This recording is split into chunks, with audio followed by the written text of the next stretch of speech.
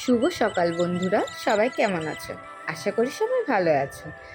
আমার সকাল শুরু দেখতেই পেলে বড় মেয়ে স্কুলে চলে গেল। তারপর আমি ভাবলাম একটু নিশ্চিন্তে চা খাওয়া যাক। ও সে আর কিভাবে হবে, ছোট রানী তো দেখি আমার কাজের পাহাড় বের করে রেখেছে।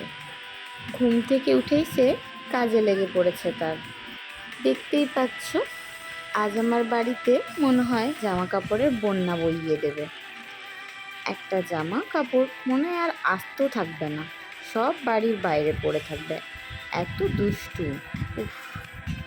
জানো বন্ধুরা, আজকালের মধ্যেই আমাদের বাড়িতে কটা রজনীগন্ধা ফুল ফুটবে। দেখো করি এসেছে, কি এক্সাইটেড আমি ওটাকে দেখে। কিছুক্ষণ আগে তোমরা এই সোনামণিটাকে দেখলে, এত দুষ্টুমি করছে। সে এখন কি নিশ্চিন্তে ঘুমোচ্ছে দেখো। আর এখন তো আমি ছাদে গিয়ে দেখি পুরো মেঘ কেটে কি সুন্দর একটা সোনালি রোদ দিয়েছে।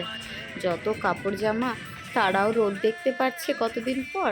আর আমরাও খুব হ্যাপি এই রোদটাকে পেয়ে এতদিন পর।